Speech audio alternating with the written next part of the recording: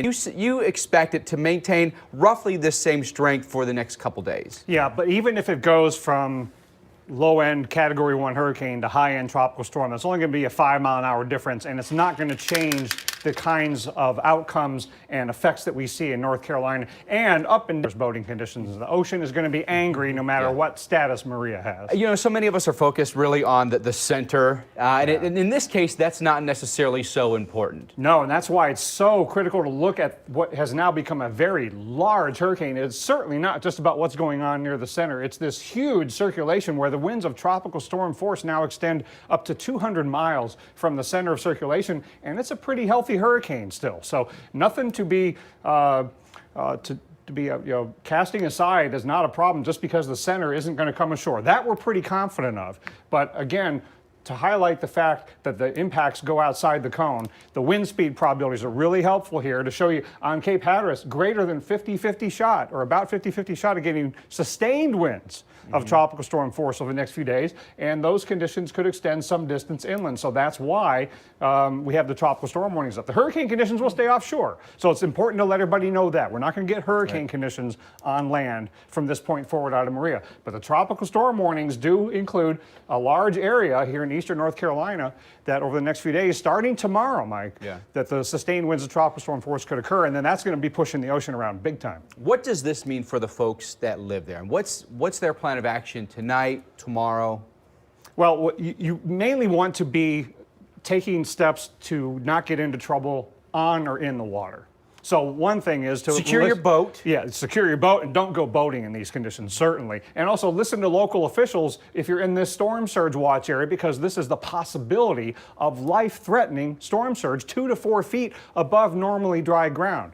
Then if you stay out of the water, you'll be fine, because it's going to be so dangerous up and down the East Coast as these huge waves that are 15, 20, 25 feet offshore start crashing into the coast. And that's why, even if you don't go on the water on a boat, if you go in the water at the beach, then you're risking your life too, especially if lifeguards say to stay out where you have this high risk of rip currents. And by the way, the weather's going to be good. South Carolina down to Florida, hot, sunny, beach weather.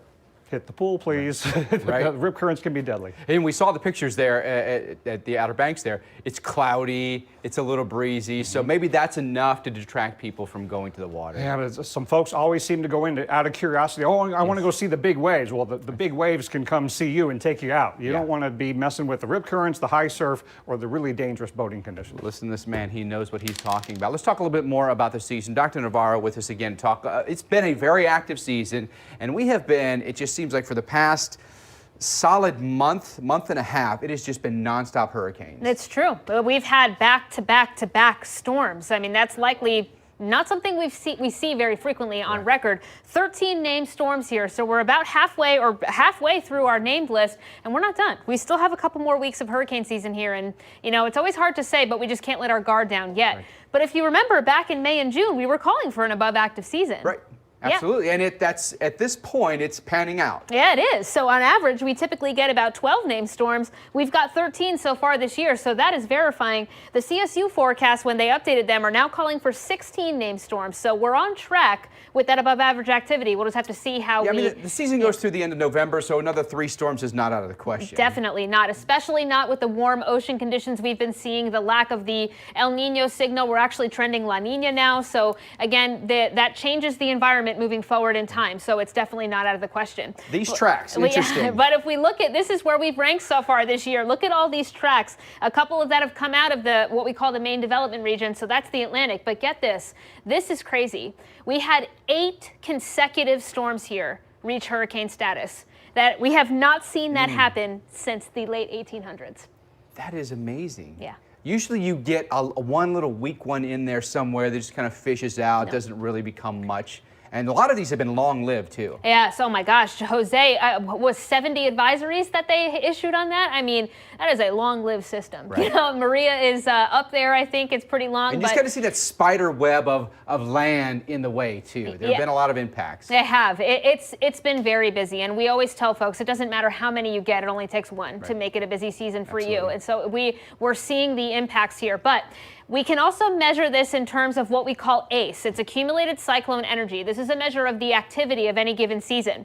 Mike, this is just for September. We have reached a new record here of September activity. Yes, the last record here was in 2004, where now we have surpassed the amount of activity just for the month of September with Harvey, Irma, and Maria. You can see that we've had with these Cat 4s and Cat 5s. I mean, this, I guess it, we don't always think about it this way, but this seems to make perfect sense then, that this would happen. In this case, I think this does demonstrate just how active things have been, the fact that we've had back-to-back-to-back systems. Exhausting. The numbers prove it for sure, Dr. Navarro. Thank you.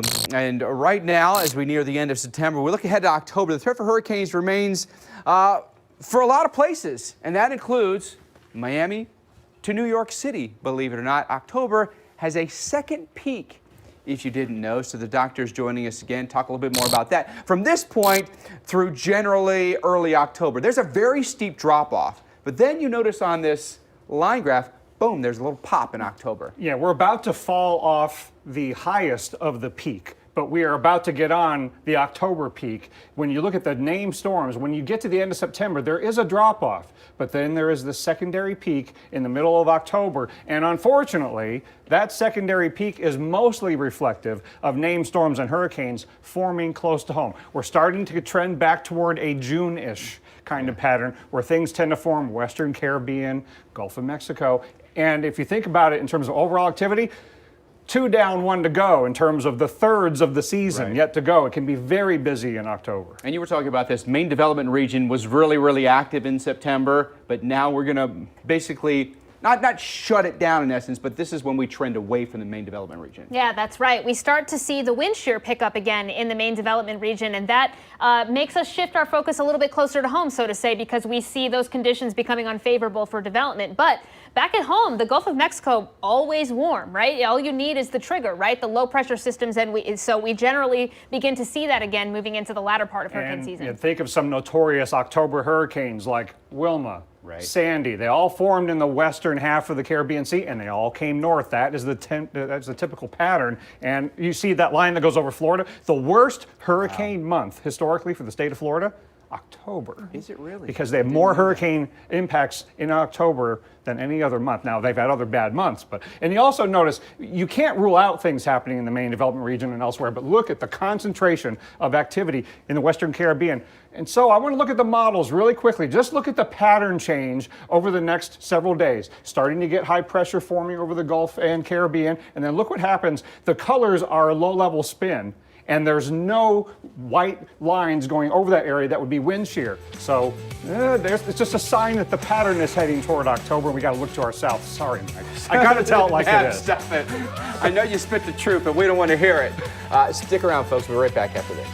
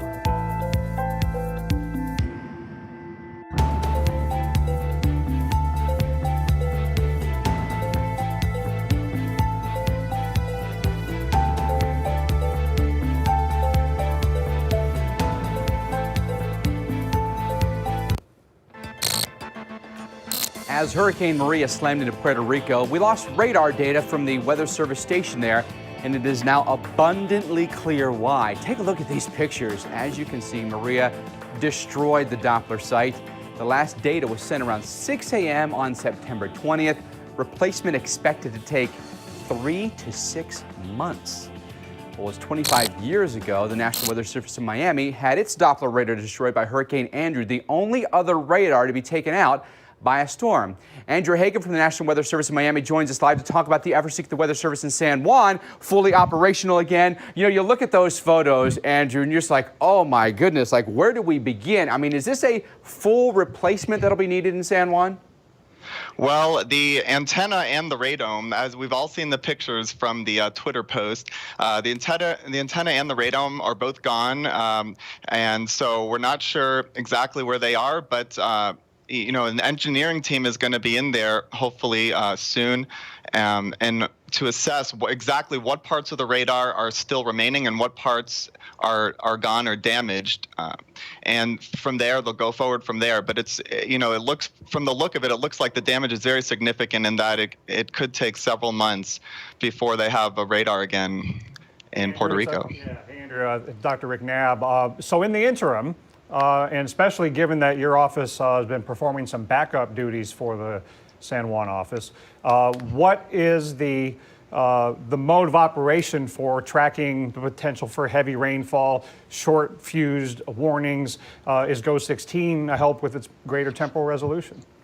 Yeah, so that's a great question. So we still have many tools available. We have the 1-minute high-resolution imagery from GOES 16, so we could see exactly how intense the convection is. And we also have the river gauges that are the ones that are still reporting. We have output from the flood inundation models. We have in-cloud and cloud-to-ground lightning data. We have an offshore precipitation capability, which is what they use at the airports, the center weather service units, to estimate precipitation intensity. And of course, there is also we have the high resolution models, or the HER, as sometimes you'll show on the Weather Channel there. So we still have plenty of data there.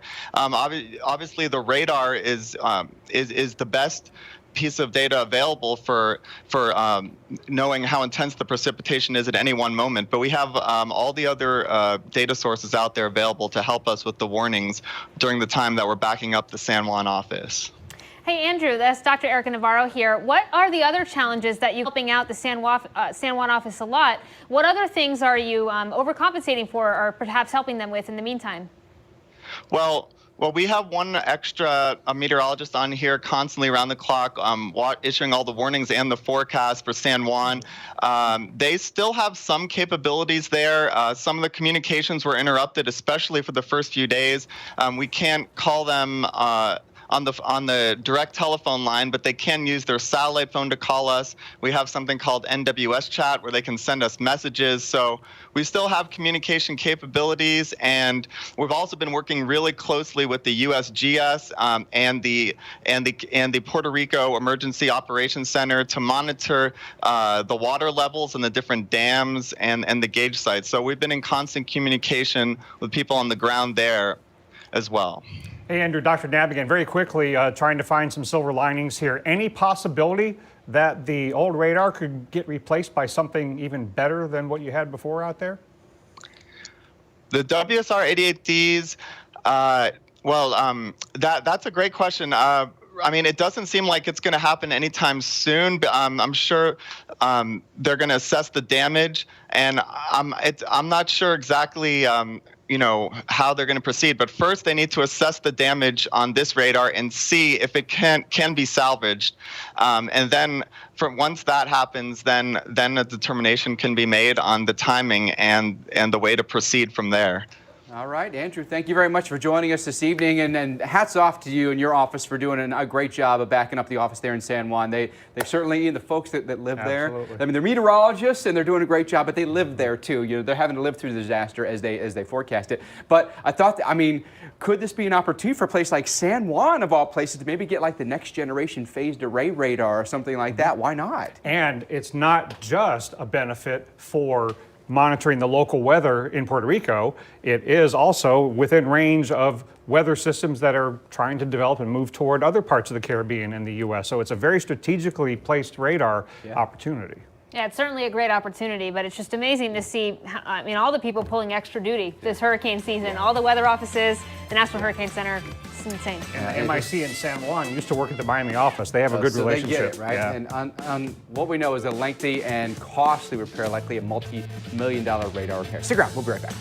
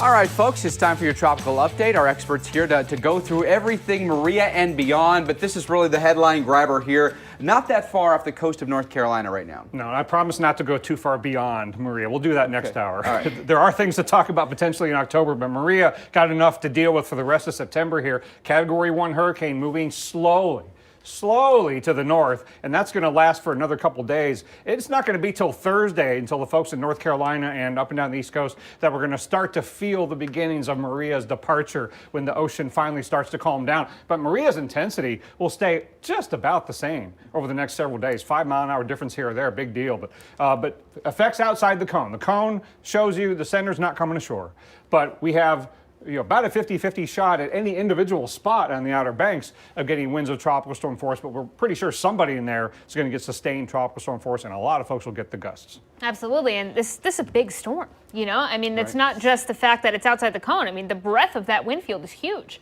so the impacts will be felt. The cone gets more and more useless the closer it gets to the land. And when the hurricane hunters will be flying in it this evening, we'll get a really, I mean, we've been looking at satellite all day. We'll get a really good idea of which quadrants of the storm are the strongest then. Yeah, and how far out those winds extend. But we already have a pretty good idea that the winds extend out a couple hundred miles from the center. So that's why it's going to be tomorrow in these tropical storm warning areas that you start seeing those tropical storm force winds and you start seeing the storm surge. So there are reasons for folks to be listening to the local officials, because there are some hot spots in the storm surge watch area where we're not saying there's a guarantee of getting 3 feet of life-threatening storm surge, but the possibility is there throughout these areas. And it's not just the immediate Atlantic coast, a lot of sound side problems. Yeah, I think it's interesting that it's the sound as well that's included in that. It's not just the Outer Banks. We could be seeing those water levels coming up even on the interior side. Seems like first thing we often think when we think Outer Banks is, okay, here comes some water. Are the dunes going to hold up? It may not be the dune side necessarily that's at risk, it's the backside. No, and it's the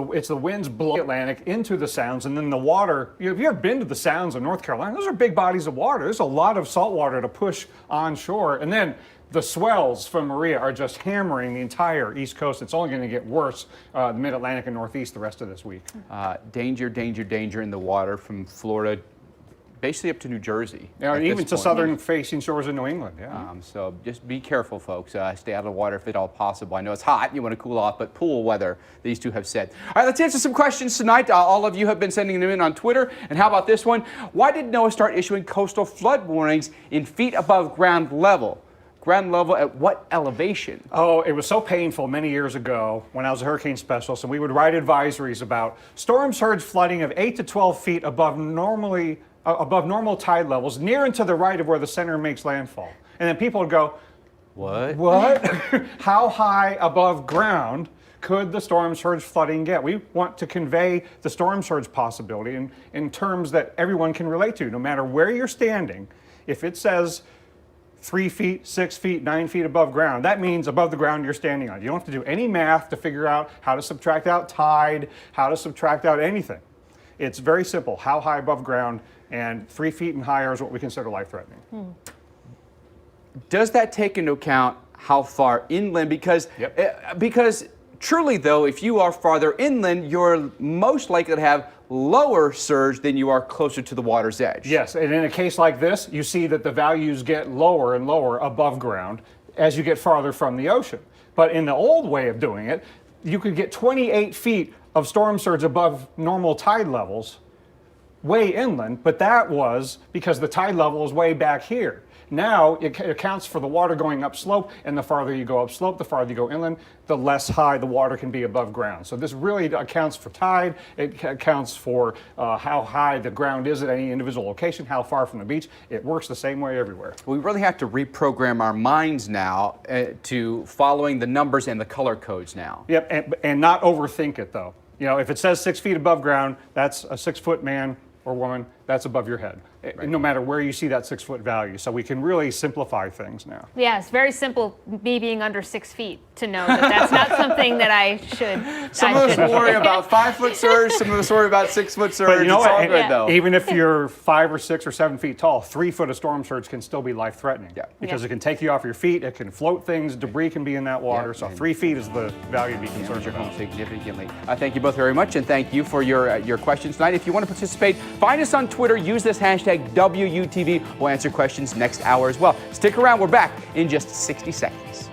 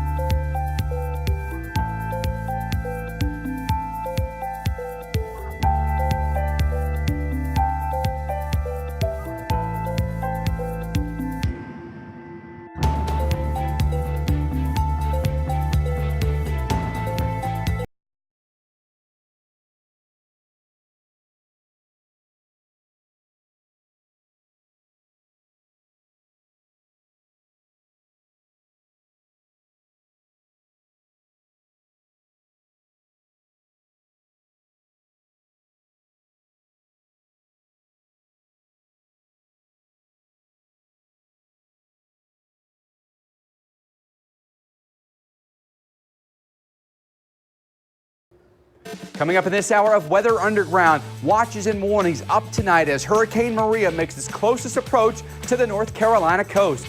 We'll break down the latest timing and who's at risk for coastal flooding, gusty winds, and large swells. Plus, Puerto Rico continues to reel from Maria's devastating blow. We talk live with the governor who has called the island essentially devastated.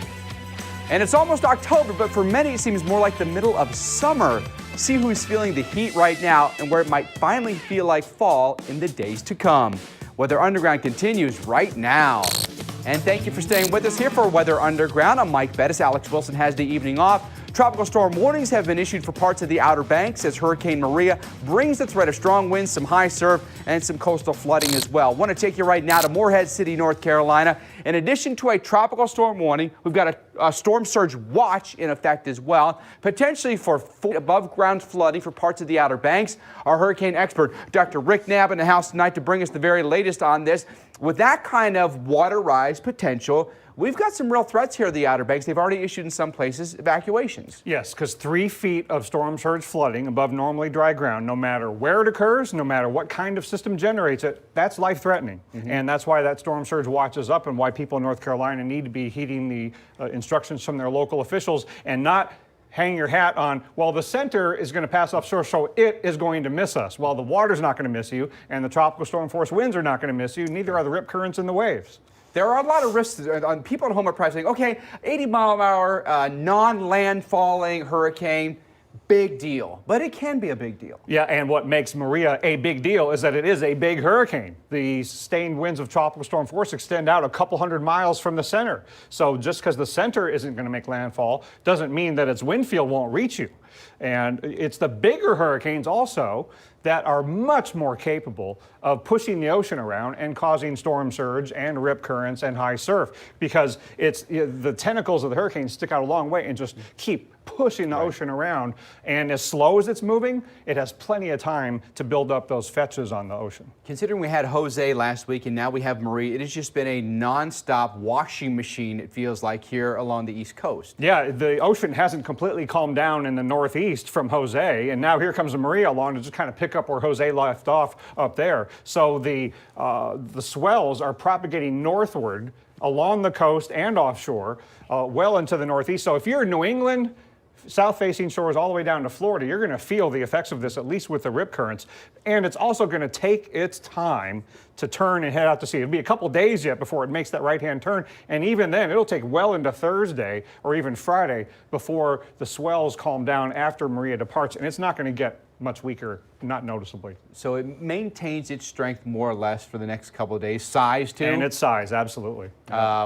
When would you expect we'd be able to give a place like Hatteras or Nags Head the all clear? Well, by Thursday, the storm surge threat will be gone. The winds of tropical storm force will be gone.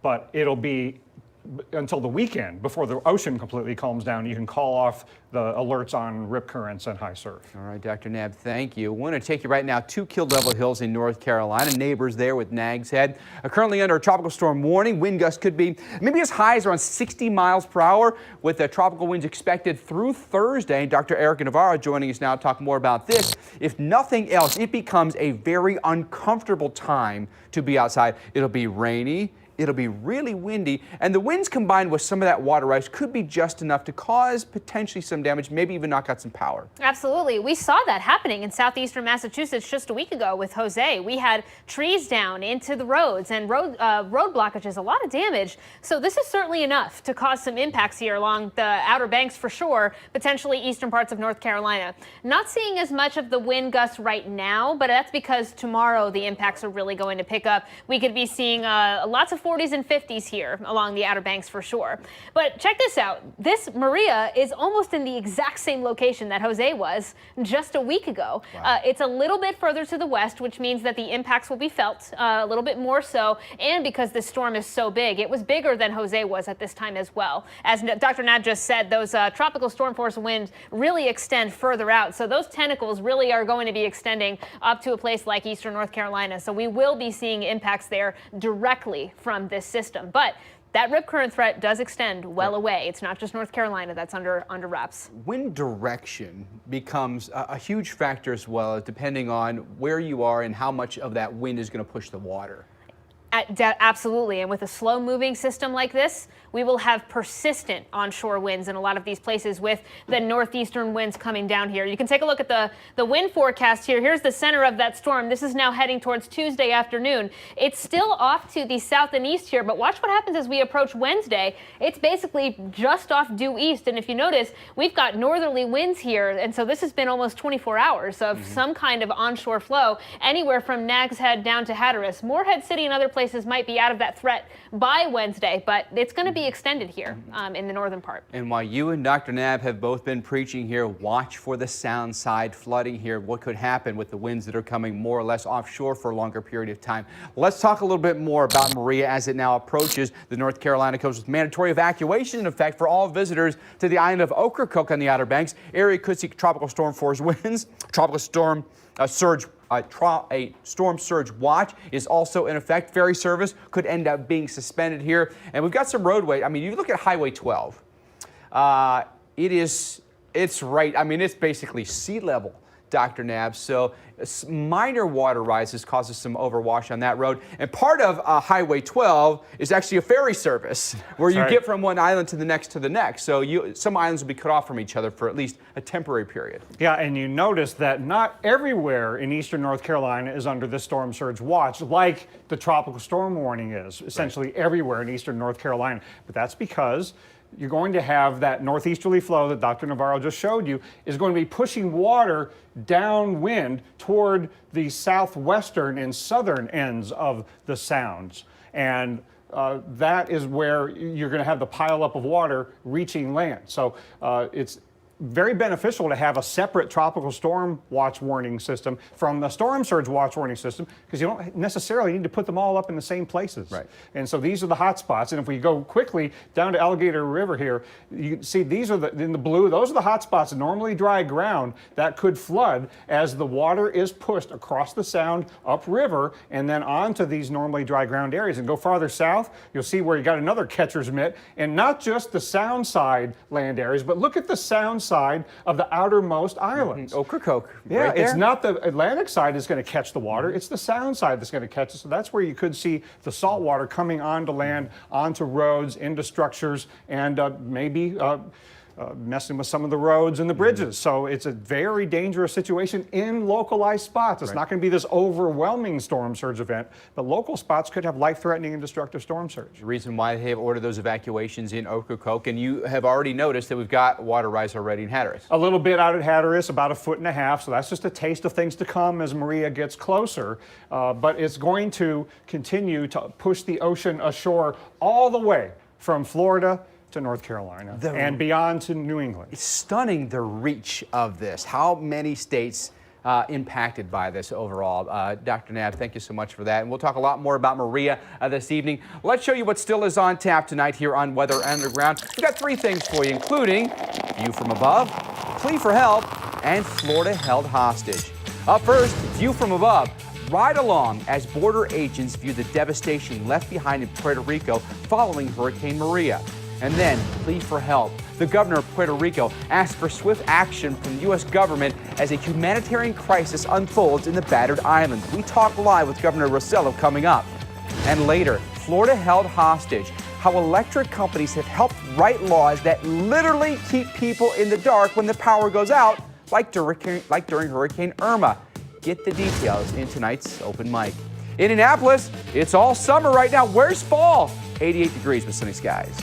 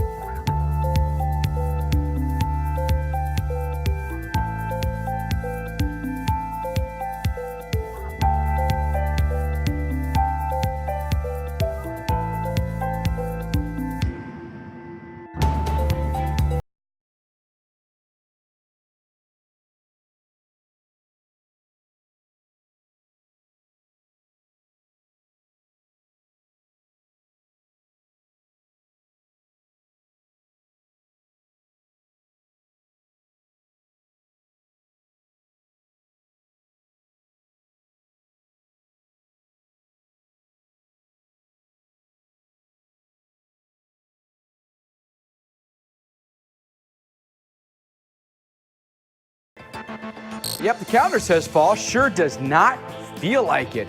Let's take you to a couple places where the calendar and the temperatures are doing backwards things here. That includes Burlington, Vermont, Ithaca, New York. Temperatures upper 70s, low 80s right now. In fact, in Burlington, you topped out at 92 today. And you've had 6 90-degree days this year, but none of them happened in summer. Is that just the weirdest thing or what? You had a couple in May, early June, and now you've had them in late September. Just kind of weird overall. Let's show you what's going on here in Burlington. The average last 90-degree day for you is usually around August 18th. We're more than a month beyond that, right? And last 90-degree day was September 16th. We've blown that away too. Look at the forecast here. 89 tomorrow, 86 on Wednesday, and 65 degrees for us finally on Thursday when that cold front slips through, and that's the temperature is actually very close to average. Syracuse forecasting a record high for us tomorrow. Binghamton will tie it. In Caribou, 82 degrees in northern Maine. Can you imagine? But here's the culprit, okay? Big ridge of high pressure is built across the east, where a really cold trough is digging across the west. So you get the yin and the yang of weather. One leads to the other. Above average temperatures before that surface cold front gets there, with temperatures trending a solid 20 to 25 degrees above average. Take a look at all these dots on the map in the Northeast, okay? 5, 10, or 15 degrees above average. Pittsburgh will be 88 degrees tomorrow. That's just stunning, isn't it? And keep in mind, there are a lot of places up here where we do not have air-conditioned schools. I know today in Michigan, they were closing schools. They were doing like half day in Michigan because the kids would just be suffering in the afternoon heat. Look at the numbers by Thursday, though. That's the day to really focus on here because that's the cool faller air that's moving in. 69 in Pittsburgh, 65 in Buffalo. We're at 73 in Boston, mid-60s for us as you head your way toward Lake Champlain. Well, relief from the heat's pushing from the Midwest toward the Northeast. So in places like, say, Grand Haven, Michigan, St. Louis, Missouri, where you've been very, very toasty today, you've got another day of these hot temperatures before the relief comes your way. It's not a 2-day wait like the Northeast. It's just a 1-day wait. Man, amazing, right? The water looks beautiful there in Lake Michigan. All right, take a look at Chicago's calendar. When you look at the blues on the map, those are days, afternoon highs, that have trended below average this month. Where you see the oranges on this calendar, those are days where the numbers have trended for high temperature above average. And look at the last 1, 2, 3, 4, 5, 6, 7, 8, 9, 10, 11 days. All 11 days above average, the coldest day being 77, the warmest day just 2 days ago at 95 degrees. We'll get another warm one in again tomorrow, but it looks like later this week we'll finally get that front to come on through and temperatures cool some. Daily records have been set the past 5 consecutive days, and tomorrow we'll do 88 degrees, which is 17 degrees above average. So get your run in early. It's really hot in the afternoon, and maybe get that workout in late in the day. Temperatures back into the 70s by midweek. 72, though, is going to feel very, very nice for late September. There's that front again. When's it slide through? Wednesday into Thursday. We get it now, and you can see the temperatures just pull back to about near average here around the Great Lakes and the Ohio Valley by Wednesday. Take a look at the numbers tomorrow. 88 in Chicago, but 64 in Minneapolis, and 6 days still hot in Cincinnati, but you can see the signs of more refreshing air farther back to the west. And then late week here, 60s and 70s for just about everybody. Well, take a look, by the way, at what the cooler air is doing in the west. Like dramatic things, right? How about the snow? We're skipping fall altogether here in Hideout Canyon, Utah. Get the shovels out already. Snowblower, is it tuned up? I hope so, because if it's not, you're too late. How about that? Some places summer, some places it's already winter. Hey, still to come on Weather Underground. Nearly a month after Hurricane Harvey, see the story of a family just getting back to their once flooded neighborhood. And of course, we're tracking Maria for you tonight. The latest timing and impacts expected along the East Coast when we come back.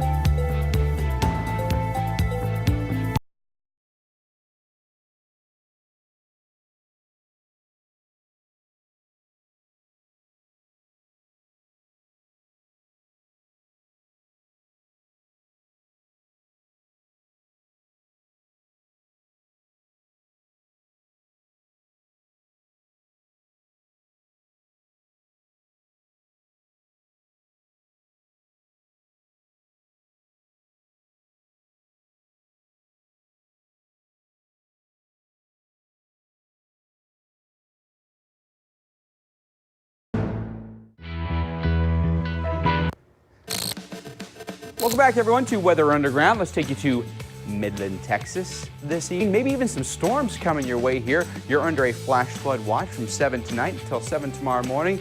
And the tropics, yes, the tropics, the reason why. You're thinking, wait, what? There's nothing going on in the tropics. Oh, there actually was something going on in the tropics, Dr. Navarro. Yeah, that's right. Just on the other side of where we've been looking so far. Right. It's on the eastern Pacific side. We had a tropical storm earlier today that has weakened and degenerated some throughout the day, but it was Tropical Storm Pilar. It's now the remnants of it. But Mike, that moisture stream is going to continue moving off to the northeast, so we'll be seeing it moving into Texas. What practical takeaway could we have in Texas, and which locations of Texas do we think are most susceptible to getting some of this rain? Yeah, so we could be talking up to a foot of rain along some places in southern Texas. So look at this moisture stream. There's what's left of that tropical system. Heavy rain coming down now in the western and central part of Mexico. But right here on south of San Angelo, Texas, up towards Midland, maybe towards Abilene, maybe even up towards western Oklahoma could be getting some of this moisture. But it could be up to 8 to almost a foot of rain in those some places in southern Texas. And it'll be combined with some other synoptic features coming in, a cold front that's going to be advancing. So it would have rained anyways, but this is just going to add some oomph to the totals. Absolutely. So we're going to have moisture streaming in from the Gulf, but this is really going to juice things up a little bit more because we've got two areas now in play that are fueling the threat for this system. So this will likely be some heavy downpours. Again, you know, depending on where you are, it might matter, but this 8 to 12 inches of rain is certainly enough here. Again, this is south of Midland, this area in particular, and western Texas likely going to be receiving the highest rainfall amounts. But you see some of the stormy areas, red and yellow colors showing you higher rain. And here's Midland right in that threat where we could be seeing some, again, very high rainfall rates because of all the moisture that's going to be associated with this. Maybe the good news here is it's largely removed from where some of the heaviest rain with Harvey was associated. So some of these areas could potentially use some of this rain. Yeah, that is true. Harvey was very hard hit on the southeastern side of Texas. This is luckily not going to be in those same areas, but this is a lot of rainfall here to come. Still flash flooding could be an issue? I think so, for sure. All right, Dr. Navarro, thank you very much. And we take you to LaPorte, Texas. Luckily, the rain moving into the southern plains is going to stay away from you, we think, in LaPorte. So hard hit by Harvey. Very good news. This place is struggling to recover from that hurricane. Conchetta Callahan shows us the progress being made in some of the hardest hit areas of Texas. You can see mounds and mounds of debris piled up in the front yards of every single home in this neighborhood, and residents are just ready to put all of this behind them. This neighborhood in northwest Houston once bustled with the sound of children playing. Now, only the echoes of crews working to clean up street by street. The emotional part is over. You know, now we're all just kind of in fight mode, and it's ready to just get after it and take it, you know, advance every day. Just keep moving forward. That's really all you can do. The Ballou's house took in 6 feet of water. With roads still closed all around their home, they had to wait 3 weeks before they could even get inside. Their boys seeing the damage today for the first time. Yep, and your room's over there. What's going through your mind as you walk through? Sadness. Rebuilding after Harvey won't be easy, and it can't be done alone. The city is relying on help from across the country. In fact, we had a group from Arizona come in and help us do a lot of the demolition. Taking down walls, kitchen cabinets, gutting the place. It's a process, Robert says, a slow-going process, and demolition is only the beginning.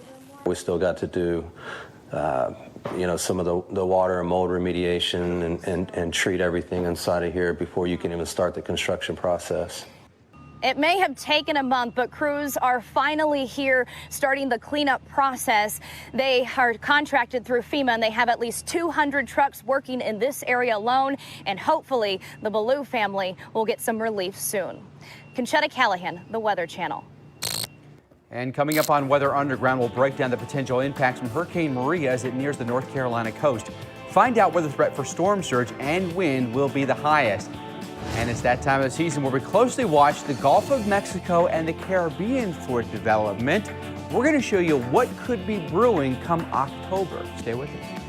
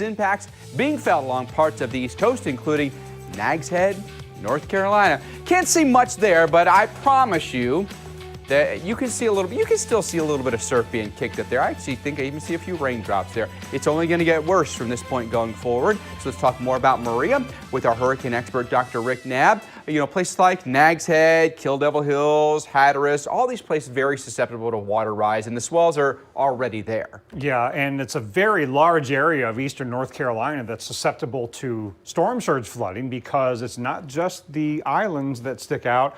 You have those big sounds, and the water on the sounds can be pushed by the winds of the hurricane and onto normally dry ground. And this is a large hurricane. Now, don't distor and forecast to stay offshore, and it's quote-unquote only a Category 1. It's 400 miles across in terms of the winds of tropical storm force. Because it has such reach, that's why you're so worried about what happens here in North Carolina. Yes, because here's the center of circulation, but look at this big band here, and the winds of tropical storm force extend quite a ways out from that center. So as this goes northward, there's almost no way we're going to avoid getting strong winds blowing mostly from the northeast and then the north. So it's a little bit of a North Carolina nor'easter here that's going to bring the winds, the rip currents, the waves, and the storm surge, and a little bit of rainfall too in the extreme eastern part of North Carolina. So here again is where the cone gets super useless to convey hazards when you get close to land, because we know the center is going to stay offshore. Everybody knows that. Okay? No, we're not going to get a landfall from this point forward, but you are going to get the effects onshore, and you're going to get the rip currents all the way from Florida to New England as this big hurricane reaches its tentacles to North Carolina and then pushes the ocean around. And it's not going to weaken much as it eventually makes this right-hand turn by the end of the week. It's going to remain large and remain strong, even though the center's not going to come ashore. We've waited and waited for this trough and cold front to sweep on in and get this thing out of here. It's just going to take it 2 more days to do that, but we're pretty confident at this point that tropical storm force winds are likely to hit at least the extreme eastern parts of North Carolina. Yeah, big area of tropical storm warnings. Now, that doesn't mean we know that every spot within the tropical storm warning is going to get those sustained tropical storm force winds, but someone in there is going to, and you got a better than 50-50 shot, especially out in Hatteras, the more that it sticks out there. But the hurricane force winds are going to stay offshore. We're not going to get a hurricane in North Carolina, not going to get hurricane conditions, but you are going to get some of the conditions that you sometimes would get. But here are the areas you need to prepare for the winds. And then here are the areas to prepare for the storm surge. And they're not the exact same areas, because this is not going to be an overwhelming storm surge event, like in Irene or something like that. But the barrier islands there are low, and they're very susceptible to water rise. Yes, but it's, interestingly, not only is it not in all the same places that the tropical storm warning is up, it's mostly sound side. You see, these tropical storm watch areas are kind of downwind from the northeasterly component of the wind. And then most of the storm surge problem is going to be on the sound side of the Outer Banks, not the Atlantic Ocean side. So we got to listen to those local officials who are looking at that depiction from the Hurricane Center and where the hot spots are and where you need to avoid. And we could just have a big problem with roads and bridges too. Something to definitely watch, and reasons why they've already in Ocracoke ordered some evacuations. Dr. Knabb, thank you. Does it seem like it's been an active season? Yes, it seems like it's been an exhausting season, Dr. Navarro. You've got the numbers that prove it has been. Yeah, it really has. One of the most active that we've seen in a number of years here. Taking a look at where we've come so far, we're all the way at Maria, which puts us halfway through our named list here. 13 named storms this season, Mike. And if you recall, back in May and June, we were calling for an above average season. So this activity is not. Yeah, right. It is playing out exactly as we thought it would. The average here is 12. The 12 named storms. We're at 13 so far. The average for hurricanes is 6. We're above that. We're above that at this point. Now we're at 8. And here's the crazy part. If we look at all of our storms here, so here are all the 13 storms we've had so far this year.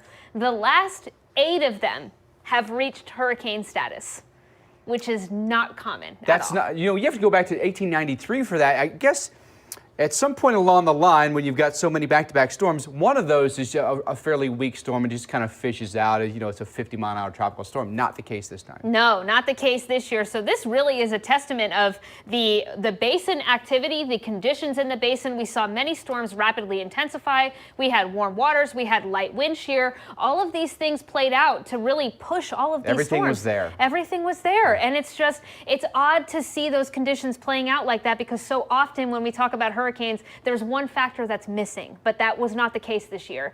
And if we look at where we've ranked for just September, we use this measure called accumulated cyclone energy. That's ACE. It's you can say a measure of the activity of a season. For September, we have broken a new record here. The highest on record was 2004 with a number of 155, but we beat that by just a little bit here in just September. So this is it's a very active. We've seen a lot of long-lived and very intense storms, and both of those help to boost this accumulated cyclone energy. And I think people, when they think back to really active hurricane seasons, I think a lot of people think 04, 05 for sure, right? And look at this. Yeah. I mean, really ACE, when you think about ACE, it's more or less intensity of a hurricane and duration of a hurricane. And we've had some long... Yes, we really have, Mike. And, 2004 and 2005 were big ACE producers per year. Remember, that was just September. But if we look at where we are right now, look at this spike. This is the average, this white line. But wow, we have well exceeded. We are at 185 right now. Again, this is just a measure, but we're usually around 77, so almost double. That is incredible. That really, I think, hits home what's going on with these. Dr. Navarro, thank you very much. And of course, as we near the end of September and look ahead to October, just a few days away now, we look in other areas for hurricanes. Even places like Miami and New York can be at risk in October. Both our experts back with us again, because we do now start to see a fairly dramatic drop off this time of year through early October, but you get the bump in the middle of October. Yeah, you go from the top of the tallest mountain peak of the season to a secondary peak in October, and that secondary peak can be trouble because it starts to get back to the formation areas being really close to home, increasing the chances of impacts in the U.S. And just as an example, the most hurricanes in the state of Florida historically have occurred in October. Think of Wilma as an example in recent years. And what I think is interesting about Florida in particular in October is that we switched the direction that we're looking. Typically, the storms are coming from the east because they come from the Atlantic. But when we go into the latter part of October, because they're forming in the Caribbean, now we're looking on the western side. So it's the different side of the area that's at play. Not to say that they can't get impacts or that it can't happen, but what's the switch that flips here? Why does the main formation region, why does it shift through the season? A lot of it has to do with wind shear. And by the way, we have about a third of the season ahead of us historically. So those numbers you guys just showed, add another 50% to that potentially. So the reason that we tend to get a lot of activity in the Caribbean in October is the wind shear starts to increase out in the deep tropical Atlantic. And the way that shuts off hurricane formation. Well, it lessens it's an inhibitor. Yeah, it lessens it. So more of the tropical waves make their way relatively quietly across the Atlantic and Caribbean. But then in the Western Caribbean, the wind shear tends to stay very weak in October, and the ocean temperatures there are extremely warm. And then the steering is such that they come out of the Caribbean toward the U.S., like Wilma, like Sandy, like many past storms that form to our south. Yeah, that's right. You get into a situation where now a trough coming over the East Coast, instead of really shutting things down, may actually pick it up and actually move it a little bit closer to land. So we could be seeing the synoptic features coming into play that could bring those threats a little bit closer to home. But we're not going to stop looking out toward Africa because you can get development in the main development region. There's a lot of dots on that map in October. Yes. How often we've talked before on this show about fronts that will come through the eastern U.S. and they'll kind of fizzle out, but something will form on the tail end of those. Is that still true in October? Oh gosh, yes. Just think of Opal in 1995 that formed down in the southern Gulf of Mexico, and we've had many tail ends of fronts. You get the first blast of coolish air in October, and that front going through can then linger down in the Gulf of Mexico or Caribbean, and that can be the initial spin if it's not a tropical wave. Now, I wanted to just look ahead a little bit, where I'm not saying there is going to be a depression, storm, or hurricane in the Western Caribbean this October, but I wanted to show you the pattern change. Here's the way it looks now, but then look at the next several days. You start to see a general increase in the overall spin, and then look at the first week of October. This is starting to look June-ish, where you have a lot of, in these colors, low-level spin and not much of these white arrows, not much wind shear over the Western Caribbean. Then look at the GFS is very similar. If you look into the first full week of October, look at all of these these colors starting to form, and then you get to the end of the first week of October, weak wind shear, something trying to spin up. We got to look to our south. That's the hot spot this time of year. Dr. Nab, Dr. Navarro, thank you very much. And stick around. We take you to Puerto Rico, talking live with the governor when we come back.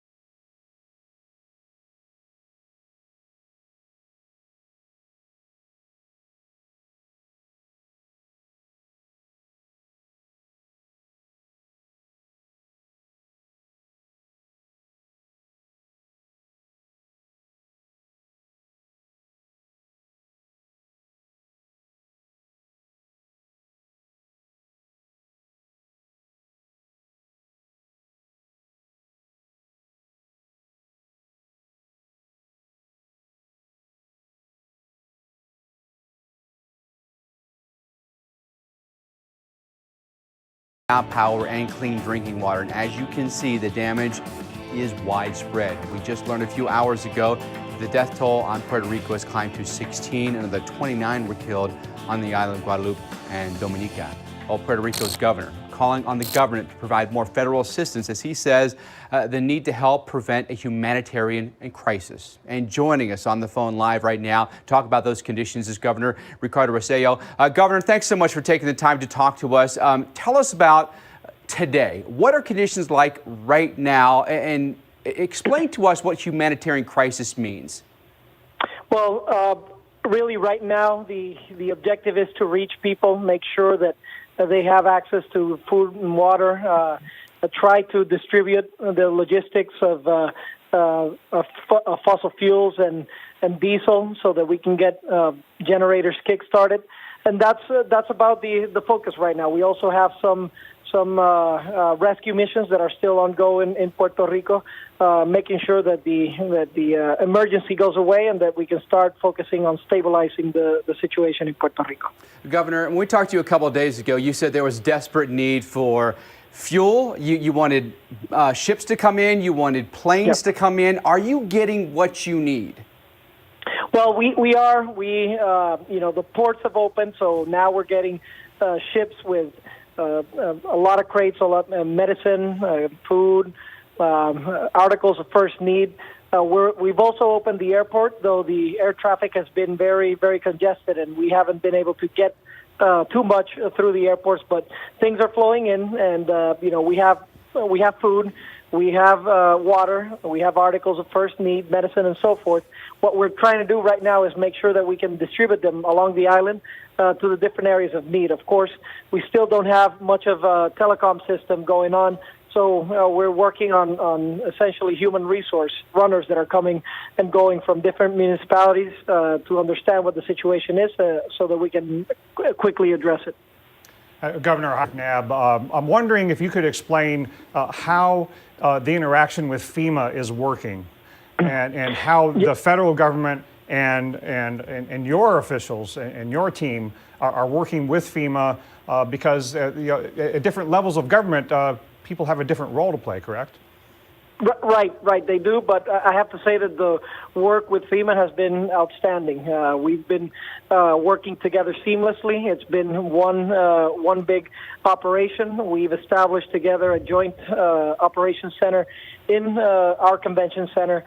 It's been executing properly. Of course, this is an unprecedented situation, so things will occur, but that is in the immediate term. The administration and FEMA has been working phenomenally. However, my petition is for Congress to act now. We need to get an aid package for Puerto Rico, and as you were saying, as we were entering the segment, we need to prevent a humanitarian crisis from occurring in the United States. Puerto Rico is part of the United States. We're proud U.S. citizens. When Irma went through the islands and actually hit Puerto Rico as well, as we were in the recovery process, we lent a helping hand and made sure we got other U.S. citizens out of harm's way, gave them food, gave them shelter, and helped them get back home. Now we were devastated by this hurricane, and it is important for Congress to recognize that we need an aid package that is commensurate with whatever the damages are in Puerto Rico. That this is a major catastrophe ongoing in Puerto Rico. That we need flexibility on the use of those funds.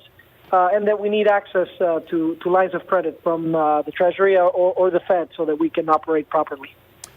Governor, thank you so much for talking to us this evening. We know that you need some help there, and hopefully we can get it to you as best we can, but we know without power, with lack of food, with lack of fuel, with so many different things being compromised, that becomes very difficult. It really does, and it's just, I mean, we know that it's going to take 3 to 6 months here to get the power grid back on, to get the communications really back on. So, I mean, this is tragic to think about. Like, people are going to be months here without normal day-to-day things. Don't want to pin either of you down here, but do you think if this were a mainland United States landfall, it would be different?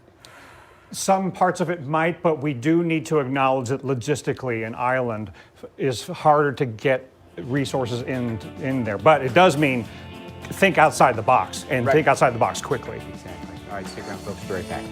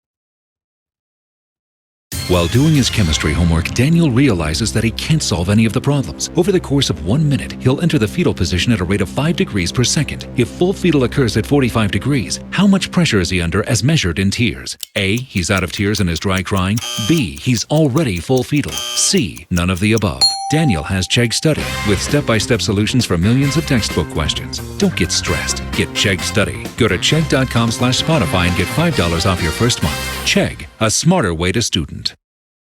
Tonight, the wait is over. 4-time Emmy winner for Outstanding Competition Series, The Voice is back. With superstar coaches Adam, Blake, and Miley. Go, it's on. Plus new coach, Grammy and Academy Award winner, Jennifer Hudson. Gotta say it's glory. Oh man, we got no chance.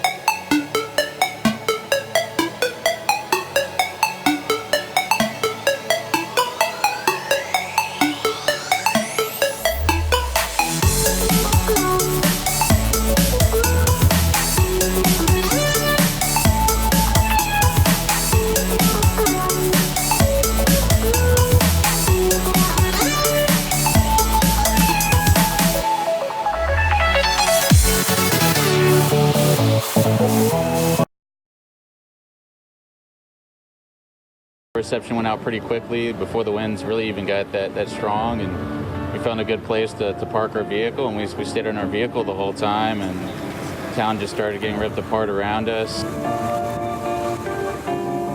There's a lot of tree damage. In fact, that was to me like the most disastrous part I saw with this particular hurricane. If you just remove the buildings, it looked like a tornado hit just over a much larger region. Incredibly strong wind gusts that were just kind of shaking the car violently. It was definitely a very intense hurricane. Luckily, a lot of the buildings around here, they're concrete buildings, so as far as like the internal structure of the buildings, they were able to hold up, but a lot of roof damage, sheet metal buildings got completely destroyed. We saw wind turbine fields where the wind turbine blades had been ripped off, and we know that they were shut down. You could see the blades laying in the field around cattle. One of the large fuel tanks, like the really big ones, smashed in. A lot of people like kind of walking around, kind of stunned from the intensity of the hurricane. We talked to some of them beforehand. They didn't believe it was going to be as strong as everyone was saying it was going to be. I tried to convince them that it was going to be worse than Irma. They just didn't believe me. We put ourselves in very safe locations because we followed these two basic rules. Don't let large things fall on you, and don't drown. There it goes.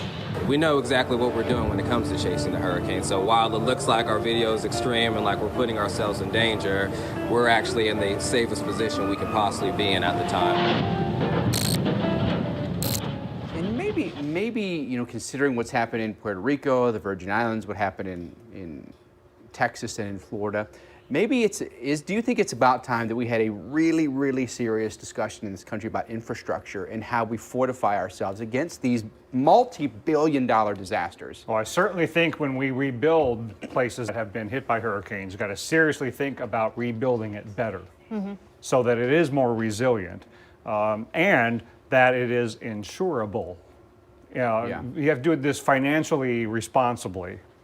And not continuing to rebuild things that aren't actually fully Why is insured. it so hard for us in this country to spend the money upfront knowing we'll save it at the end instead of doing it the opposite, and ultimately we pay more. Yeah, we're reactive, aren't we? Yeah. We're reactive instead of proactive. I think it's difficult. You know, I think people's interests, there's a diverse amount of interest. They want to build, they want it now. I mean, it's hard for us to think long term, just in general. And there are so many financial benefits to not building stronger. You know, if you short-term financial benefits. Right. If you cut costs on the strength of the home, you can get nicer granite countertops. You know, it really does come down to you want to build it stronger, you want to build it nicer. Well, we got to find a little bit more of a balance there. All right, let's talk tropics right now with Maria. It's the latest advisories come in, no change. No, except it's gone a couple tenths farther north. Every hour at 7 miles an hour, you're gaining 1/10 of a degree of latitude. That's about it. But these big, sprawling hurricanes don't change in intensity very quickly. So even though it's forecast to weaken, that weakening process is going to be slow, and it is going to remain a large, sprawling hurricane with winds of tropical storm force more than 200 miles away from the center. And Dr. Nabby, you've been talking about this. It's still got that connection with the Gulf Stream, some warm waters that are underneath that system. That's really going to persist throughout the next couple of days before the storm is really pushed off to the east by that trough. So even though it's moving over the same area that Jose was in, that cold wake isn't impacting it as much in the short term. We're likely going to be seeing still a Category 1 hurricane through the next couple of days. Yeah, in fact, most of this forecast cone straddles the north wall of the Gulf Stream with its undulations and some of the cooler water that was brought up by Jose. So because of that, it's still going to tap into the warmer water for a while, and being a large hurricane, it's not going to weaken fast. So when you hear it go from hurricane to tropical storm, maybe tomorrow night or Wednesday, don't go, oh, thank goodness it has weakened. Probably will have only weakened 5 miles an hour. It's not going to change the outcome in North Carolina. All right, thank you for that. Let's answer some questions this evening. Those of you on Twitter have been asking questions, so let's get to them. Christine asking, how high are the waves going to get from Maria here in Connecticut? Well, it depends on if you're out on a boat or at the shore. If you go offshore, you could easily not sail very far and get into 15, 20, 25-foot waves. Yeah. Really? Easily. Wow. Look at these purples. I mean, these are not far offshore. Now, if you stay in Long Island Sound, that's one thing. But if you go out into the Atlantic very far, those waves will get really high, really fast. But if you're at the beach, then the surf breaks will be highly dependent on the localized effects. But you could get 5, 10-foot waves crashing right there on the shore. Yeah, absolutely. This is not the weekend to be going on boating excursions. Yeah, for sure, absolutely. All right, one more quick question. Let's get this next one in. And this one via Twitter from Ivan, who asks, what is the worst case scenario for Florida? How do you calculate ACE? The worst case scenario for Florida is you get a major hurricane hitting in October. And could that happen? Yes. Mm-hmm. October is a busy month historically. But with Maria? Rip currents, yes. and high surf. Mm-hmm. Calculating ACE? You square the velocity, which means you multiply. It's proportional to the speed squared. So they multiply those two things together. So the longer the storm lives and the higher the speed, the higher the ACE. So long-lived Cat 3, 4, or 5 really racks up the ACE big time. Ivan, you got that? It's like second nature to these two. They're doctors. Good question. All.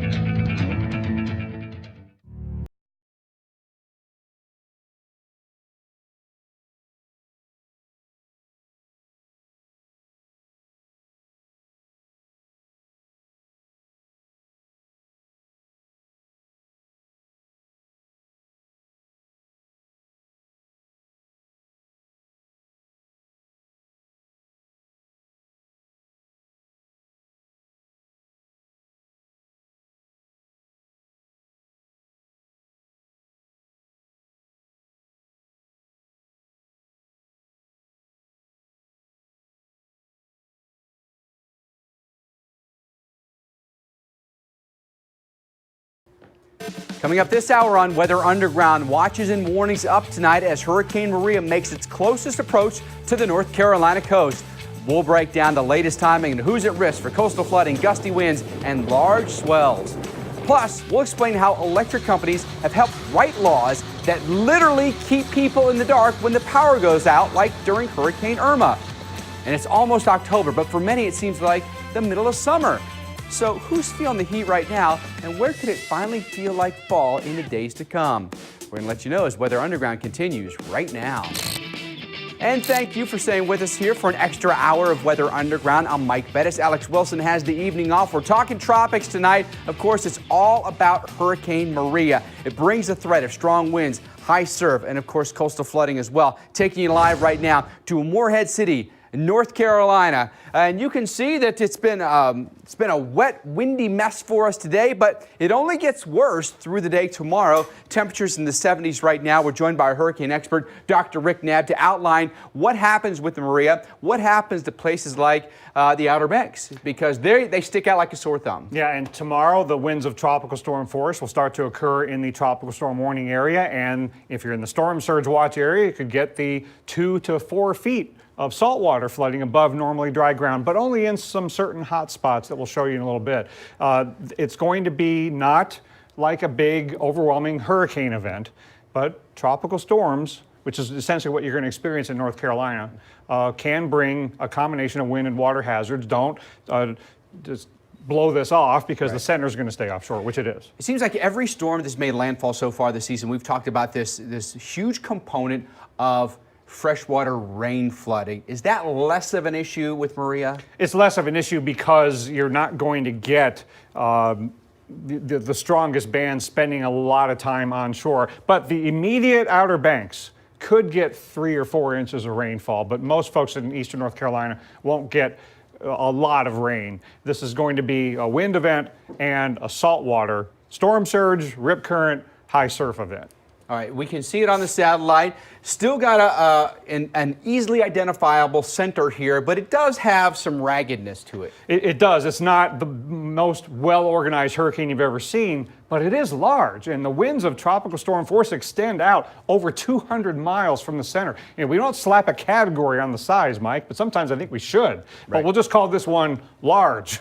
Yeah. And it's going to be able to bring tropical storm conditions to the Outer Banks, even though with this increasingly useless cone at this stage, that's not where the impacts are going to be. Right. The impacts will extend well outside the cone, both wind and water. All right, you notice the wind speed there too. That doesn't vary all that much all the way through Friday. You know, a difference of 5-10 miles per hour, as you said, doesn't make much difference. No, large sprawling hurricanes don't weaken very quickly. It will weaken, but it'll go down 5 miles an hour. You hear it go down to tropical storm. It's not going to change the impacts in North Carolina. Big deal. Dr. Knabb, thank you very much. Let's talk more about the winds with Dr. Navarro here tonight, because for many people, it just gets windier from here on out, and that could have some impacts. Absolutely. We saw it happen in southeastern Massachusetts last week with Jose. There was damage and trees down and some very strong winds. This could likely happen here, especially because Maria is coming a little bit closer to the coast here in North Carolina. Right now, the sustained winds are somewhere in the 10 to 20 mile per hour range. So you can see 17 here. We're gusting up to 20, but just like Mike said, it's tomorrow that things are really going to pick up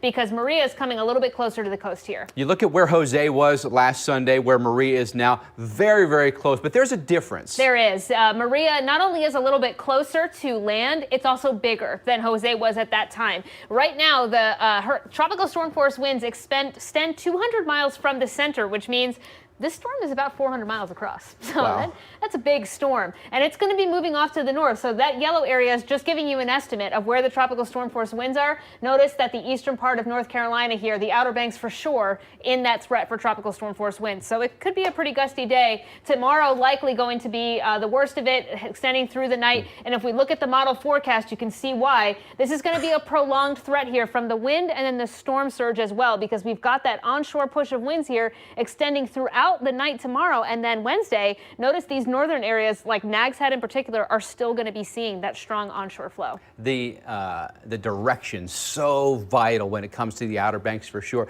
Dr. Navarro, thank you. Maria approaching North Carolina's coast, and mandatory evacuation in effect for all visitors to the island of Ocracoke on the Outer Banks. This is one that's very, very prone to storm surge here. Winds are really going to be, the direction of the wind is so service as well. Dr. Knabb here to talk a little bit more about the surge impacts here. Dr. Navarro showed that really excellent graphic on the winds. how intense they'll be and from which direction. Sound side flooding is something you're really focused on. Yeah, because of the direction of the wind in eastern North Carolina, you're going to have certain sound side areas, normally dry ground, that could flood due to the salt water. It's not going to be everywhere that has a shoreline in eastern North Carolina.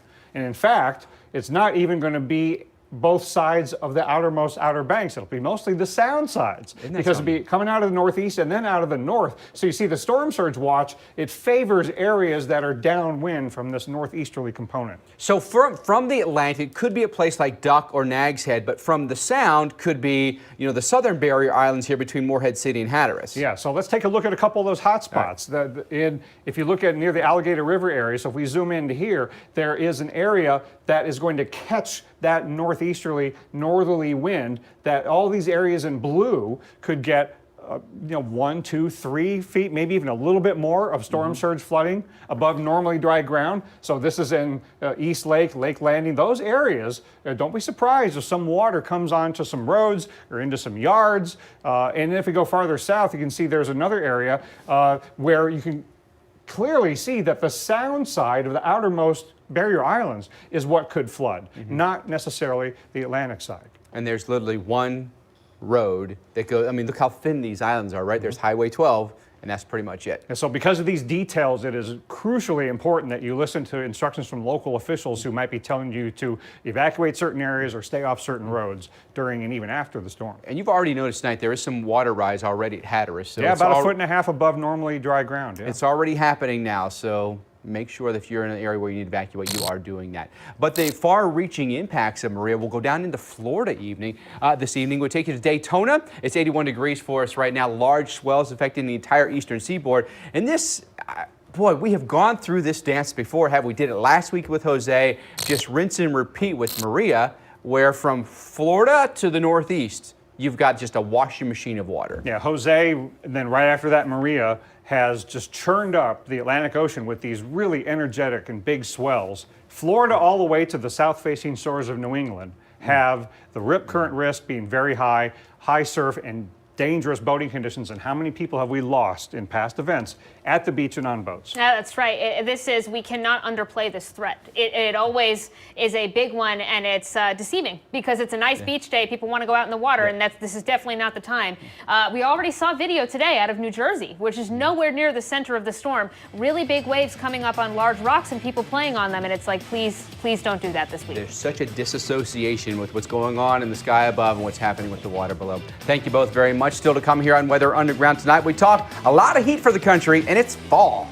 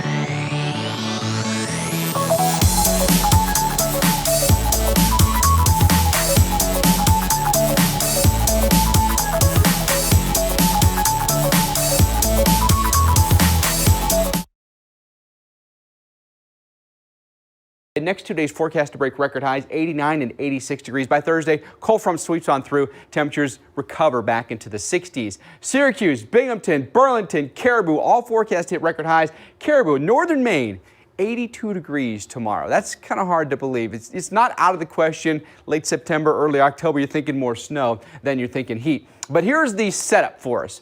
Big trough is allowing cold air to spill south out of Canada. Big dome of high pressures building in the east, though, and that means warm equatorial air is pushing north, surging north all the way into Canada. Ahead of that cold front, it's more south and southwesterly air. On the back side of that, it's more north and northwesterly air, so temperatures well above average for us here. All these dots on this map, yellows, oranges, reds, those represent 5, 10, or 15 degrees above average. Pittsburgh tomorrow will be 88 degrees. That's a stunning number. 89 in Burlington, 83 in Washington, D.C. Forecast for us on Wednesday. A little bit cooler air now in Detroit. That'll provide some relief. Schools have been a half day in Michigan because of the heat. They don't have air conditioning at the schools, so they got to let the kids out. By Thursday, back into the 60s and 70s now. 77 in New York, 73 in Boston, 69, 69 degrees for us in Pittsburgh. All right, now relief from the heat that's pushing from the Midwest toward the Northeast. So you see that cool down come your way in a location like, say, Grand Rapids or in St. Louis. 81 degrees currently in Grand Rapids, and it's 87 right now in St. Louis. That's pretty remarkable when you think this time of night that we've got that kind of heat still holding on here. Well, let's talk about the fall for us in a place like Chicago. Blues on this calendar for the month represent temperatures that have been below average for an afternoon high. Orange on this calendar represents temperatures that have been above average. Look at this, 92, 94, 94, 95, 93. We've got a streak going here of 90s, right? Just really intense heat for us in Chicago. So your AC bill is unfortunately going to be a hefty one, we think, this month. Daily records have been set the past 5 consecutive days. Our average daily high is about 72. So we've been nowhere close to that, right? 88 degrees for us tomorrow. Then that front slide through, temperatures back to just average at this point, actually even a couple degrees above average. So there's the setup again, waiting for that cold front to slide through here through the Great Lakes. But temperatures front and backside, about a 25 to 30 degree difference for us here. Take a look at the numbers for tomorrow. 64 Minneapolis, 89 though in Chicago, 91 St. Louis, 67 for us in North Platte. Temperatures in the 60s and 70s once the front comes through. Still hot in Cincinnati though at 85 degrees. The Queen City cools off to 73 by Thursday. I still think that's shorts and t-shirts weather though. And then really the air meter in the week and really the full effects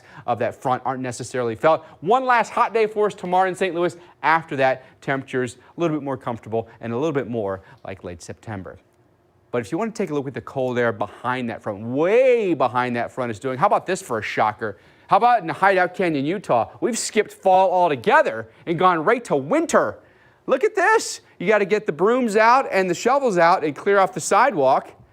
It's pretty stunning, isn't it? So just think about the dynamics in the atmosphere in this country alone. We've got summer and we've got winter all happening at the same time. Hey, stick around. A lot more to come on Weather Underground. Nearly a month after Hurricane Harvey, see the story of one family just getting back into their flooded home. Plus, we're tracking Hurricane Maria. We've got the latest timing and the impacts expected in North Carolina.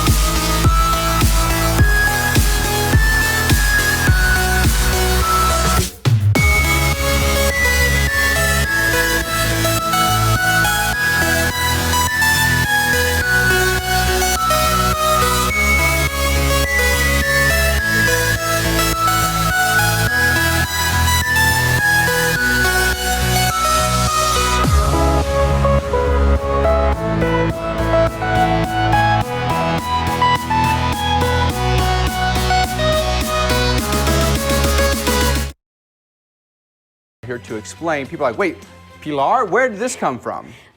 Let's not freak out. It's no longer a tropical system. It's now just degenerating here into an open wave. This is the remnants of the system, but the moisture from that system is going to be moving off to the north and east. So we might be seeing impacts in a place like Texas, particularly tomorrow and then Wednesday, with that stream of moisture moving in. What's the setup here? What's going on? Because we're normally thinking, if we're thinking Texas, we're thinking Gulf of Mexico. That's right. So we're actually not going to be seeing the tropical connection from the Gulf of Mexico side. It's actually the eastern Pacific side. There's that moisture stream coming off of Pilar right now, or what's left of it, but it's going to be combining here with a cold front that's moving through. Here's the upper level pattern, going to be streaming moisture here from the Gulf of Mexico as well. So there's that connection, but the remnants of Pilar are going to exacerbate this condition. We're going to be seeing the potential for some tropical downpours, very heavy rainfall in a lot of these areas. There is a moderate risk out right now from the Weather Prediction Center, which is a very high risk for some very heavy rainfall. They don't typically issue a risk like that, but it's out for the western part of Texas because there we go. We're expecting those stronger storms to be moving in, mostly here south of Midland and to the west of San Antonio, but we could be seeing a lot of weather here moving into Midland, maybe even Abilene, and spreading off to the western part of Oklahoma. Maybe there's a silver lining here that the heaviest of the rain, it looks like at this point, stays away from the areas that were hit particularly hard by Harvey, so we won't flood those areas again, but flash flooding can be a risk. Yeah, absolutely. Mike, I think you're right. I think the best news here is that this is a little bit off to the west because these areas still recovering and cleaning up from Harvey, but this 8 to 12 inches, this is up to a foot of rain in some of these areas in southern Texas, so that is definitely enough to cause some issues. Potentially some flash flooding could be making travel very difficult. 3 to 5 inches here in a place like Lubbock, south to San Angelo and Midland, which is still a fairly decent amount.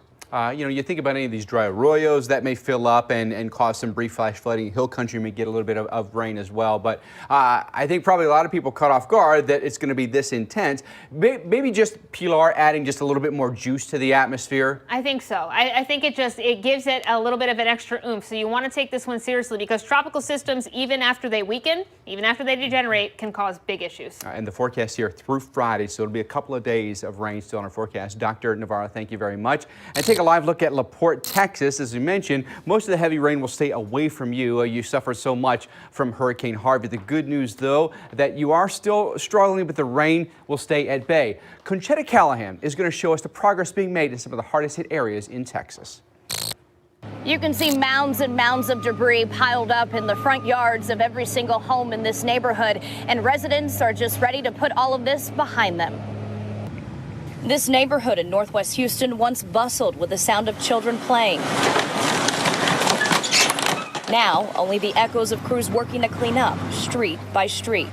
The emotional part is over. Now we're all just kind of in fight mode, and it's ready to just get after it and take it, advance every day. Just keep moving forward. That's really all you can do. The Ballous house took in 6 feet of water. With roads still closed all around their home, they had to wait 3 weeks before they could even get inside. Their boys seeing the damage today for the first time.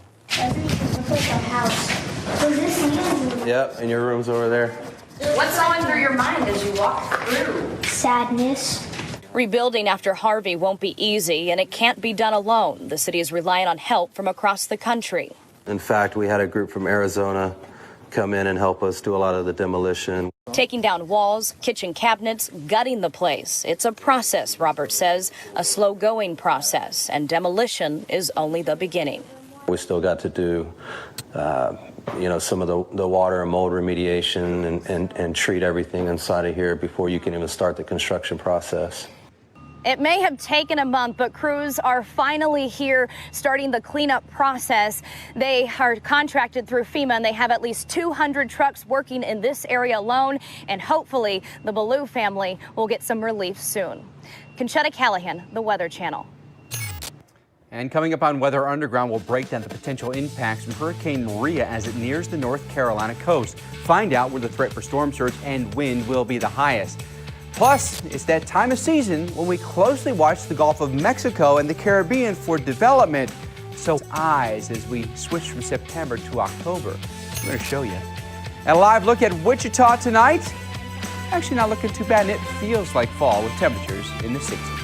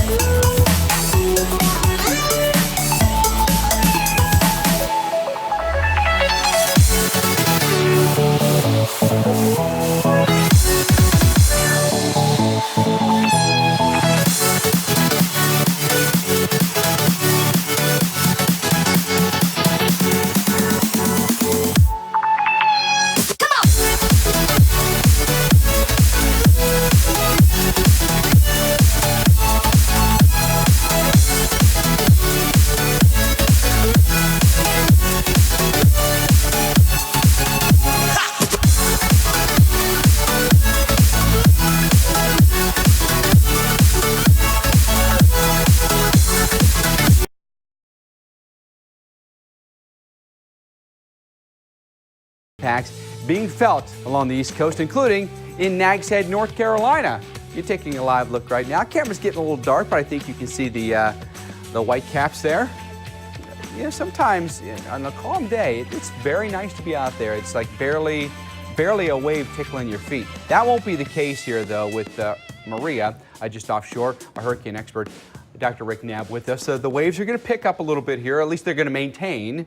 What are your biggest concerns right now with Maria? I'm mostly concerned that folks are going to write off this being a very dangerous situation and do things that get themselves into trouble, either going into the ocean where it's too dangerous, getting out on a boat where it's too dangerous, getting out on the roads during tropical storm conditions. All these kinds of things can cause injury or death. Do you think that is one thing that happens maybe far too much, is we underestimate how powerful something like this can be, and we tempt fate? We do, and we tend to do it when it's either offshore, the center is anyway, or it isn't of a high enough category that scares us. Cat 5 coming straight at you, everybody does something to get ready. Right. A hurricane that's Cat 1 that's going to bring tropical storm conditions to your area, you might think, no big deal, I can just go on with my normal activities, but that's when people die, when they let down their guard and they don't follow instructions from local officials, or they get into the ocean or on the roads when it's just plain dangerous to do so. All right, Category 1, winds are at 80 miles per hour. What do you see with the structure of this today? Well, it doesn't look impressive on satellite, but there's more to it than this little bitty area of thunderstorms near the center. It's this broad swath, and just because it doesn't have a well-defined eye and doesn't look impressive, doesn't mean it isn't blowing hard and pushing the ocean around. The winds of tropical storm force extend 200 miles from the center, and while you don't notice the weather getting really bad in North Carolina just yet, the ocean is really getting churned up, and as this gets farther north, then it will start to hammer eastern North Carolina with those northeasterly winds and the storm surge. All along, there's been a forecast of this very abrupt eastward turn. That's still in the forecast, but two solid more days of close approach. Yeah, it's not until during the day Thursday that it really makes that right-hand turn. We got another day and a half to 2 days of a slow, agonizing northward motion, and it hasn't made its closest approach to North Carolina by far. And that's going to be p.m. on Wednesday, and that's when you really get the strong northeasterly winds. But then it will make that right-hand turn, and by late Thursday into Friday, the ocean will finally start to calm down up and down the eastern seaboard. But between now and then, it is going to be dangerous, not just because of the winds, where you can get tropical storm force winds on the immediate outer banks, but also in some of the land areas farther inland.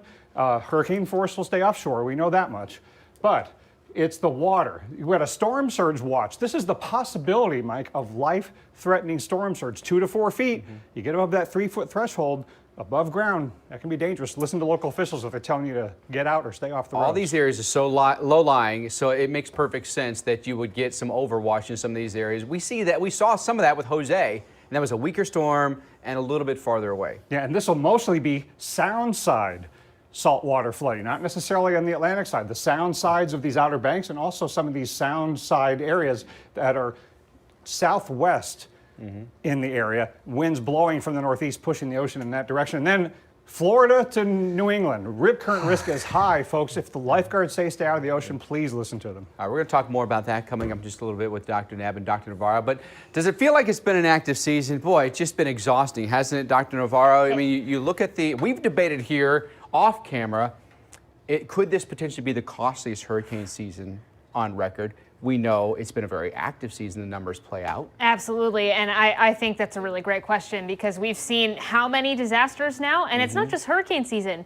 What about the ones we already saw this year? The freezes, the severe weather. This is going to be a very big year in terms of cost, but we're already 13 storms in. We're halfway through where we normally would be, and this is above average for this time of the year. And it has just been hurricane, one after another after another. The forecast, we talk a lot about these preseason, what the season may hold, and you take a look at where we're trending right now. We're right on target. We are. We anticipated it to be an above average season. The average named storms for this is 12. In a season, we're at 13, so we are above average. But if you look at the hurricane ones, so we expect We're right on track here. 8 hurricanes we expect, but we're above average in terms of majors as well, and that's no surprise. I mean, we saw so many systems this year rapidly intensify, become major hurricanes. We had 3 at one point, consecutive ones, which I believe was some kind of record. I just can't recall off the top of my head, but definitely an active season. And if you look at where we've come, these are all 13 of our storms here. The last 8 of them have reached hurricane status, which has not happened since the late 1800s. 8 straight hurricanes in a row. Usually you can throw in a tropical storm or a depression or something like that in there. Not this time. No, not this time. These all have the right conditions. We saw that all coming together in such a way that they were all able to reach at least hurricane strength. That usually is not typical, but this just showing you how active this September has been. This is the accumulated cyclone energy. That's a measure of the activity in any given season. At this, we're just looking at the month of September, and before, our previous record was 2004, but now we have broken our previous record, so just surpassed it here by just a couple of tenths here. But that's just giving you an idea of what September was like. I mean, we had, what, 28, 29 days with the storm in it? Serious hurricanes. Yes, and just real quick, this is looking at the year total. The what yellow a is, spike. where we are. September has been off the charts. Dr. Navarro, thank you very much. As we near the end of September, we look ahead to October often, right? But we look at different areas for hurricanes to form in October than earlier times in hurricane season. Places like Miami, you've got to think about hurricanes in October. Even places like New York. We have to think about tropical weather in October. Both our experts back with us again to talk about the undulations that happen during the season, because typically there's a peak around the 10th or so of September. Then there becomes a relatively steep drop off. But oh, beware, because there's a little bump up after that. Yeah, everything is relative, and just because late August, early September are so ultra active historically, and certainly have been this year, October can be a little bit of a head fake. And the head fake is that there is a secondary peak in the middle of October, and we're still about as busy overall in October as we are in August in terms of the overall numbers. So don't think that the season is over, not by a long shot. And Wilma, Sandy, I mean, the notorious names from October should remind us that we have to be paying attention. In Florida, has more hurricane landfalls historically in October than any other month. Yeah, I mean, if you think about Matthew last year, where the impacts were in the beginning of October. So we're still in play here for hurricanes, even though we're moving into fall and starting to think about winter. But we still got a third of the season left. You know, I mean, we're 2/3 of the way through, so almost there, but a third left. There's still enough time here for some activity, and our eyes begin to shift focus now towards the Caribbean as the area that we've been looking in the Atlantic starts to shut down. That's what really makes. Why is that? Well, because that's where the wind shear and the sea surface temperatures remain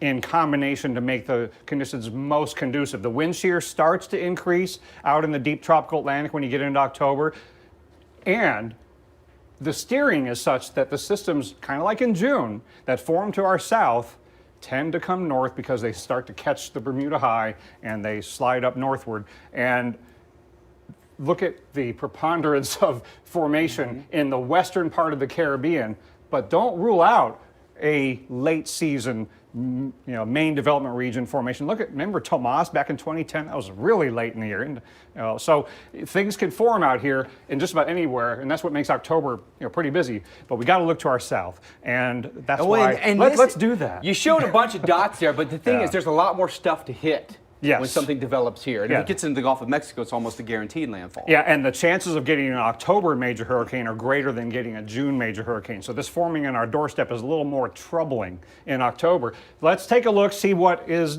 changing in the pattern. We don't necessarily see a depression or storm forming in the models the next 10 days, but you can see the pattern changing. Look at the lack of colors. Not a whole lot of low-level spin in the beginning here. We go into the first day of October, not so much, but then look a few days later, it really starts to perk up in a general sense, kind of more like a gyre kind of thing. We got lots of spin, and there's no white arrows, meaning no upper level wind shear over this area.